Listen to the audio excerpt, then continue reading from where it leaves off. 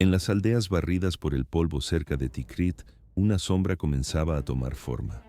Era una historia forjada en la pérdida y la violencia mucho antes de que el mundo conociera su nombre. Nacido en 1937 en la aldea de Al-Aujah, la vida de Saddam Hussein comenzó marcada por la ausencia. Con un padre que murió antes de que él viera la luz y una madre que luchaba por sacarlo adelante, su infancia se moldeó en un entorno donde la venganza era ley. A finales de la década de 1950, encontró un propósito en el partido Baas, un movimiento que predicaba la unidad árabe pero practicaba el miedo y el asesinato. Allí, Saddam se forjó rápidamente una reputación como un hombre implacable, alguien para quien la vida humana era solo una pieza en el tablero del poder. Para cuando el partido Baas se hizo con el control de Irak en 1968, Saddam ya era la eminencia gris del régimen. Aunque Ahmed Hassan al-Bakr ostentaba el título de presidente, era Saddam quien movía los hilos desde la penumbra. A través de una red de espionaje, prisiones secretas y milicias leales, fue eliminando a sus rivales, uno por uno. Finalmente, en 1979, la farsa terminó. Forzó la renuncia de al-Bakr y asumió la presidencia. El control absoluto de Irak estaba ahora en sus manos. Desde ese momento, se obsesionó con proyectar una imagen de fuerza y modernidad. Irak debía ser respetado. Monumentales edificios gubernamentales se alzaron hacia el cielo de Bagdad mientras sus discursos prometían un futuro glorioso. Las universidades abrieron sus puertas a más estudiantes que nunca y se alentó a las mujeres a formarse en medicina, ingeniería o docencia. Ver a mujeres en puestos de la administración pública parecía una señal inequívoca de progreso, pero esa fachada de liberación ocultaba una verdad mucho más siniestra. Cada avance estaba férreamente sujeto a su voluntad. Una mujer en una oficina, una escuela o un hospital sabía que nunca estaba sola. Los ojos de la Mukhabarat, la temida policía secreta de Saddam, estaban en todas partes. Sus agentes podían presentarse en cualquier hogar, a cualquier hora, con preguntas que helaban la sangre o simplemente para llevarse a alguien. El miedo era un miembro más de la familia. Un esposo, un padre o un hijo podían ser arrancados de su cama en mitad de la noche para no volver jamás. Nadie se atrevía a preguntar demasiado, pues la simple preocupación podía interpretarse como deslealtad. De la noche a la mañana, una esposa se encontraba sin marido, forzada a mantener a sus hijos en solitario. Una hermana debía criar a sus hermanos pequeños porque el mayor había desaparecido. Madres consumidas por la angustia suplicaban en silencio por noticias de sus hijos, tragados por prisiones de las que nadie regresaba. Pero aquella opresión era solo el preludio de un horror aún mayor. En septiembre de 1980, Saddam Hussein lanzó un ataque sorpresa contra el vecino Irán. En su mente, la guerra sería una campaña relámpago, una victoria asegurada en cuestión de meses. No podía estar más equivocado. La promesa inicial había sido la de una guerra breve, un triunfo asegurado en cuestión de meses. Pero esa confianza se disolvió en el fragor de un conflicto que se negaba a terminar, prolongándose durante 8 largos y sangrientos años. Pronto se convirtió en una de las contiendas más brutales del siglo XX.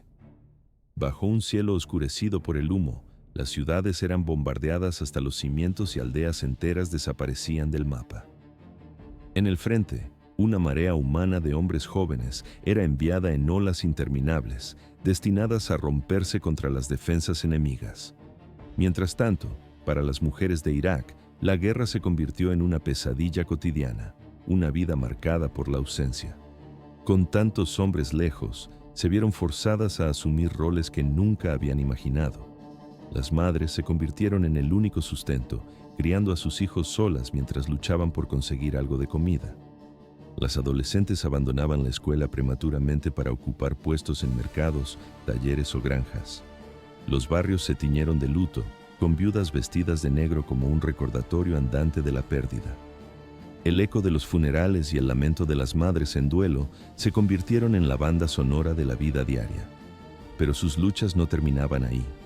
La guerra le otorgó al régimen de Saddam nuevas excusas para afianzar su control con puño de hierro. Cualquiera que cuestionara el conflicto o se quejara del sufrimiento era inmediatamente tachado de traidor. Y a menudo eran las mujeres quienes pagaban el precio por la supuesta deslealtad de sus maridos. Algunas eran arrastradas a centros de detención, donde sufrían palizas y humillaciones. Otras se enfrentaban a la violencia sexual a manos de guardias o soldados, un castigo diseñado para quebrar el espíritu. Muchas de estas mujeres nunca regresaron, dejando tras de sí a niños que crecerían como huérfanos, sin conocer jamás la verdad sobre el destino de sus madres. Incluso fuera de los muros de las prisiones, el miedo era un compañero constante. Los servicios de inteligencia de Saddam tejían una red invisible que se extendía por todo el país, vigilando de cerca a las familias. Recibir una carta de un pariente en el extranjero o expresar una crítica velada al gobierno podía significar el arresto. Una sola sospecha bastaba para destruir un hogar entero. Y mientras los carteles de propaganda mostraban a mujeres iraquíes fuertes, trabajando en fábricas o cuidando a los heridos con una sonrisa patriótica, la realidad en las calles era infinitamente más dolorosa. Cuando la guerra finalmente terminó en 1988, más de 500.000 de personas de ambos bandos habían muerto y millones más estaban heridas o desplazadas. Irak estaba agotado, sin dinero, sin esperanza y sin vida. Las carreteras, las escuelas y los hospitales yacían en ruinas y las familias estaban destrozadas. Sobre los hombros de las mujeres recaían las cicatrices más profundas, tanto las visibles como las ocultas. Y sin embargo, en lugar de la anhelada paz, lo que les esperaba eran años aún más oscuros, porque Saddam todavía no había terminado. El eco de la guerra con Irán apenas se había extinguido, pero la paz no llegaría a Irak. Saddam aún no había terminado. A finales de la década de 1980, su atención se desvió hacia el norte, hacia el pueblo kurdo que habitaba esas tierras. Los kurdos habían soñado durante mucho tiempo con su independencia y durante el conflicto con Irán, algunos se aliaron con Teherán con la esperanza de acercarse a esa anhelada libertad. Para Saddam, aquello era una traición imperdonable. Ya no veía a los kurdos como compatriotas iraquíes, sino como un enemigo dentro de sus propias fronteras. En 1987 se desató una campaña bautizada como Anfal. Al frente de la operación estaba su primo, Ali Hassan al-Majid, un hombre cuyo nombre quedaría grabado en la infamia como Ali el Químico. La campaña no pretendía simplemente sofocar una rebelión. Su objetivo era borrar la vida kurda de regiones enteras. Las aldeas fueron arrasadas por topadoras, los campos de cultivo reducidos a cenizas y familias enteras acorraladas en redadas masivas. Más de 100.000 kurdos fueron asesinados y comunidades enteras se desvanecieron del mapa como si nunca hubieran existido. En este calculado infierno, las mujeres kurdas sufrieron de manera particular. Cuando sus aldeas eran atacadas, los hombres solían ser ejecutados en el acto, mientras las mujeres y los niños eran brutalmente separados. Forzadas a subir a camiones, su destino era un viaje hacia la oscuridad de prisiones y campos de detención. Algunas serían ejecutadas en grupo, sus cuerpos abandonados en fosas comunes. Otras se enfrentarían a la violencia sexual a manos de los soldados. Adolescentes, algunas de tan solo 12 años, desaparecían dentro de los complejos militares para no ser vistas nunca más. Sus familias jamás sabrían qué fue de ellas. Para las que sobrevivieron, la vida en los campos era una agonía prolongada. Despojadas de su dignidad y humilladas, vivían en condiciones inmundas, con apenas comida o agua. Las madres intentaban proteger a sus hijos, pero muchas los vieron morir de hambre o enfermedad ante sus propios ojos. Los testimonios que emergieron más tarde hablaban de mujeres golpeadas por llorar a sus familiares perdidos, como si el propio duelo fuera un delito. El mundo recuerda Halabja, la ciudad kurda bombardeada con gas venenoso en marzo de 1988. Unas 5.000 vidas civiles se extinguieron en un solo día, con los cuerpos yaciendo inertes en las calles. Pero detrás de ese titular se escondía el dolor silencioso de miles de otras mujeres kurdas, una agonía igual de devastadora. Algunas perdieron a familias enteras en una sola redada. Otras, desplazadas y solas, fueron forzadas a casarse en contra de su voluntad. Muchas cargaron con el trauma por el resto de sus vidas, incapaces de hablar de lo que les fue arrebatado. Saddam, sin embargo, aún no había terminado. Tras la brutalidad desatada contra su propio pueblo, su ambición se preparaba para cruzar una nueva frontera. En agosto de 1990, su mirada se fijaría en un premio mucho mayor, uno que pondría al mundo entero en vilo. Una vez más, el mundo contendría el aliento ante un movimiento audaz y desafiante. Saddam Hussein ordenó a sus divisiones blindadas cruzar la frontera de Kuwait, apoderándose en cuestión de horas del pequeño y rico emirato petrolero. Este acto de agresión sacudió los cimientos del equilibrio de poder en Oriente Medio y la respuesta internacional no se hizo esperar. En cuestión de meses, una vasta alianza militar liderada por Estados Unidos se congregó en el desierto, preparada para expulsar a las fuerzas iraquíes. Hacia enero de 1991, los cielos de Irak se incendiaron con el inicio de la Guerra del Golfo. Durante semanas, una incesante campaña de bombardeos martilleó el país. Puentes, centrales eléctricas y sistemas de agua quedaron reducidos a escombros, e incluso los barrios donde la vida civil intentaba continuar no se libraron de la destrucción.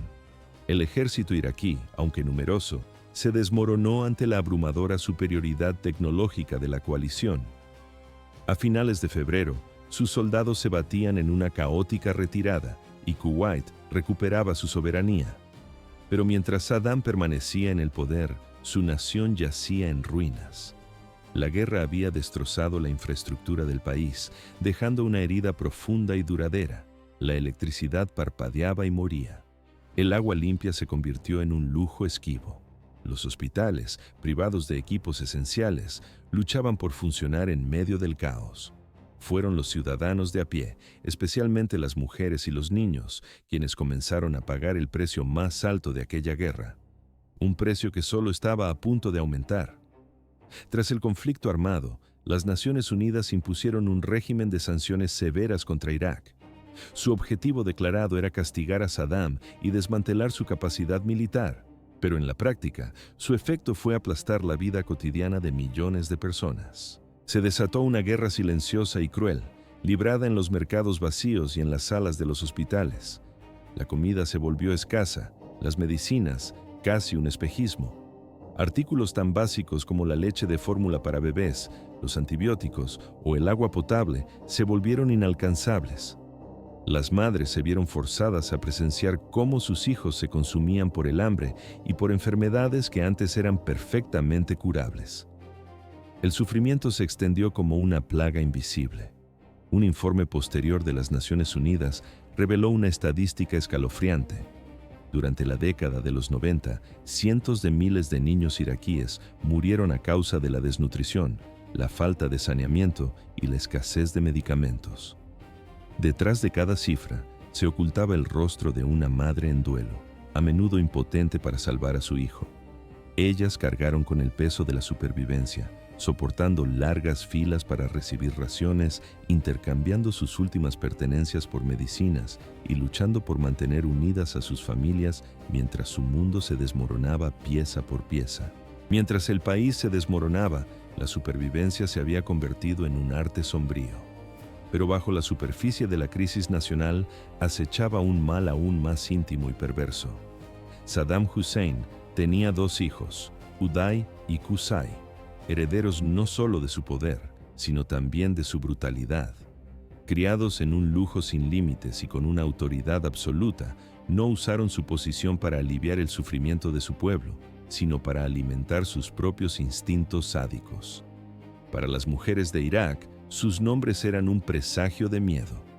Uday, el primogénito, era el más temido de los dos. Impredecible y violento, su obsesión por las mujeres era tristemente célebre. A menudo, sus guardias peinaban escuelas, universidades, bodas o las calles de Bagdad en busca de jóvenes que llamaran su atención. Una vez que los hombres de Uday las llevaban a su palacio, muchas familias jamás volvían a ver a sus hijas. Los relatos que circulaban en susurros eran aterradores. Las madres advertían a sus hijas que no caminaran solas, que no vistieran con elegancia, que no atrajeran ninguna mirada. Porque ser vista por Uday, aunque fuera por un instante, podía significar una sentencia de muerte para el futuro de una joven. Su crueldad alcanzaba un clímax macabro en las bodas. En ocasiones, irrumpía en plena celebración junto a sus hombres, golpeaba o incluso asesinaba al novio y se llevaba a la novia por la fuerza. Las familias vivían con el pánico constante de que un día destinado a la alegría se transformara en una pesadilla si Uday se enteraba. Nadie se atrevía a oponer resistencia, pues desafiar al hijo de Saddam era una condena segura. Mientras tanto, Qusay, el hermano menor, era más discreto, pero no por ello menos peligroso. A diferencia de Uday, que se deleitaba en exhibiciones públicas de violencia, Qusay operaba desde las sombras, tejiendo una red de control silenciosa y letal. Controlaba los servicios de seguridad de Irak, incluyendo la Guardia Republicana y las agencias de inteligencia. Esto le otorgaba un poder absoluto sobre las prisiones y centros de detención donde miles de iraquíes, entre ellos incontables mujeres, estaban recluidos. Dentro de esos muros, las mujeres soportaban torturas, humillaciones y violencia sexual de forma sistemática. Algunas eran retenidas como castigo por la oposición de sus maridos o hermanos al régimen. Otras eran acusadas de crímenes que nunca cometieron, una calculada estrategia para sembrar el terror. Bajo el mando de Qusay, estos abusos no eran incidentes aislados, sino herramientas de control diseñadas para aniquilar el espíritu humano. Juntos, Uday y Qusay crearon un entorno donde las mujeres se sentían atrapadas, sin escapatoria posible. Fuera de casa, los hombres de Uday podían secuestrarlas en cualquier momento. Dentro de las prisiones, el sistema de Qusay se aseguraba de que incluso las almas ya rotas pudieran ser empujadas aún más hacia la desesperación. Era un mundo donde el poder significaba que la seguridad de una mujer podía desvanecerse en un instante y ninguna familia, sin importar cuán leal fuera, estaba verdaderamente a salvo. En la Irak de Saddam, ni siquiera los lazos de sangre ofrecían refugio. La paranoia del régimen se filtraba en cada hogar, y la lealtad de una familia podía convertirse en su propia sentencia. Pero incluso los horrores de las prisiones de Qusay palidecían ante el nombre de otras. Y ninguna resonaba con tanto pavor como Abu Ghraib. Mucho antes de que las imágenes bajo control estadounidense conmocionaran al mundo en el año 2003, los iraquíes ya conocían su verdadero rostro, un símbolo de terror absoluto. Las mujeres que cruzaban sus puertas a menudo se desvanecían sin dejar rastro, y sus familias rara vez obtenían respuestas. Sus celdas se llenaban de mujeres cuyo único delito era un susurro de crítica al régimen o la negativa a unirse al partido Baas. Otras eran encarceladas simplemente por su vínculo familiar con hombres que se habían atrevido a alzar la voz o a huir del país. El régimen no solo castigaba a las mujeres por sus actos, sino por las lealtades de otros. Tras los muros, la supervivencia era una batalla perdida de antemano. El alimento escaseaba, la atención médica era un privilegio negado y las enfermedades se propagaban sin control por los pasillos húmedos. Pero el sufrimiento más profundo no era producto del abandono, sino de un diseño meticuloso y cruel. Testimonios de antiguos guardias y supervivientes revelarían más tarde cómo la violencia sexual se había convertido en un instrumento de control estatal. Las mujeres no solo sufrían violaciones, en ocasiones su tormento era escenificado deliberadamente frente a sus familiares varones. El objetivo era aniquilar la dignidad de familias enteras y sofocar cualquier atisbo de resistencia. Para aquellas que lograban salir, la pesadilla no terminaba con la liberación. En la sociedad iraquí de la época, la violación conllevaba un estigma devastador. Muchas supervivientes eran repudiadas por sus propias familias, tratadas como culpables en lugar de víctimas. Algunas eligieron el silencio, condenándose a un exilio interior. Otras encontraron la muerte a manos de parientes que consideraban su honor manchado para siempre. Y mientras los muros de las prisiones urbanas aplastaban a estas mujeres, en las vastas marismas del sur, otro colectivo femenino, el de las árabes de las marismas, se enfrentaba a una forma de aniquilación completamente distinta. Mientras la atención del mundo se centraba en las ciudades devastadas, en el campo se gestaba un sufrimiento de otra naturaleza, silencioso y profundo. En el corazón de las marismas del sur de Irak, Los árabes de las marismas habían vivido durante siglos en simbiosis con el agua. Sus hogares, ingeniosamente tejidos con juncos, flotaban sobre un mundo líquido donde la vida se regía por la pesca, la agricultura y el pastoreo de búfalos. Las mujeres eran el pilar de esta existencia, encargadas de criar a los hijos, preparar los alimentos y custodiar las tradiciones que se transmitían de generación en generación.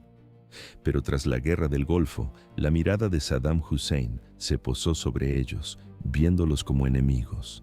Los acusó de dar refugio a rebeldes y de alentar levantamientos contra su régimen.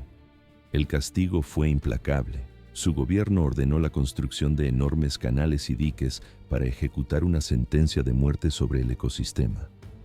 Las arterias de agua que nutrían la región se secaron. Lo que había sido uno de los humedales más vastos de Oriente Medio se transformó en un desierto de tierra agrietada. Las aldeas que durante siglos habían flotado sobre el agua quedaron varadas en el polvo, como esqueletos de un mundo perdido. Con sus hogares en ruinas y sus animales muriendo de sed, la supervivencia se volvió una lucha diaria. Para muchas mujeres, la impotencia de no poder alimentar a sus hijos era una tortura constante. Familias enteras se vieron forzadas a caminar durante kilómetros en busca de agua y comida, con los bebés en brazos y los niños mayores arrastrando los pies tras ellos. Las enfermedades se propagaron con rapidez en la miseria, y la atención médica era un lujo inalcanzable. A la desesperación se sumaba el terror que llegaba con las incursiones de los soldados. Las mujeres, a menudo los objetivos más vulnerables, sufrían palizas o asaltos durante los registros. Algunas presenciaron con horror cómo sus esposos e hijos eran ejecutados ante sus propios ojos. En muchos casos, la única opción era huir hacia Irán como refugiados, dejando atrás la tierra que había sido su hogar por milenios. Para las mujeres de las marismas, la pérdida trascendía lo material. Fue un desgarro cultural. Las tradiciones que habían sobrevivido durante más de 1000 años se desmoronaron de repente. Cantos, artesanías y formas de vida transmitidas de madre a hija quedaron reducidas a escombros, igual que sus hogares. El verdadero terror no se anunciaba con el estruendo de los cañones, sino con el silencio que se instalaba tras la puerta de cada hogar. Saddam había comprendido que el control absoluto no emanaba únicamente de las armas y los soldados, sino del miedo que se infiltraba en la intimidad de las familias. Utilizó a las mujeres como un instrumento para castigar y presionar a clanes enteros. Si un hombre era acusado de deslealtad, a menudo eran su esposa, sus hermanas o sus hijas quienes pagaban el precio. A veces eran arrestadas, otras acosadas y, en los peores casos, forzadas a situaciones que destrozaban sus vidas para siempre. Una de sus tácticas más crueles consistía en obligarlas a contraer matrimonio con hombres leales al régimen. Aquellas uniones no tenían nada que ver con el amor o la elección, eran un mecanismo de dominio. Al atar a las familias con sus partidarios, Saddam se aseguraba de que nadie se atreviera a resistir. Las mujeres que rechazaban tales arreglos se enfrentaban a la violencia, la cárcel o amenazas directas contra sus hijos.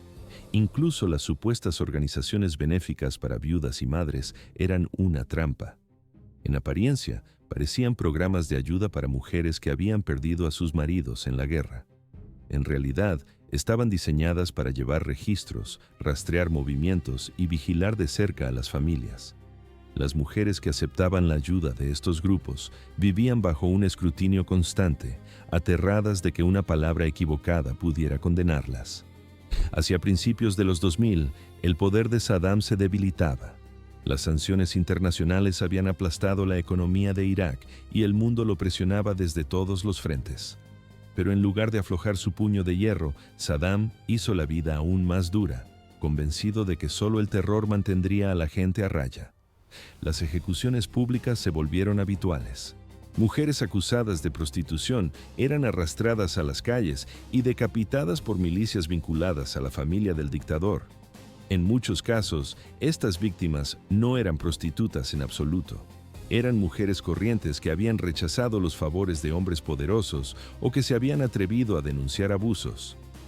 Sus muertes se convertían en un espectáculo macabro, diseñado para intimidar a todos los demás y forzarlos al silencio. Pero ese silencio no duraría mucho. En marzo de 2003, La invasión liderada por Estados Unidos aplastó las esperanzas de Saddam de perpetuar su control. Las fuerzas de la coalición barrieron Irak y en cuestión de semanas su régimen se derrumbó. Sus palacios fueron asaltados, sus estatuas derribadas y sus retratos arrancados de las paredes por todo el país. En las calles, algunos iraquíes celebraban el fin de su tiranía, mientras otros observaban en estado de shock sin saber qué traería el futuro. Para las mujeres, la caída de Saddam fue un momento de emociones encontradas. Su reinado de terror directo había terminado por fin. Ya no existía el temor a que sus soldados derribaran la puerta en mitad de la noche. Sin embargo, el caos que siguió trajo consigo nuevos peligros. Sin orden, las bandas y las milicias llenaron el vacío de poder. Los grupos extremistas comenzaron a surgir y los secuestros de mujeres aumentaron.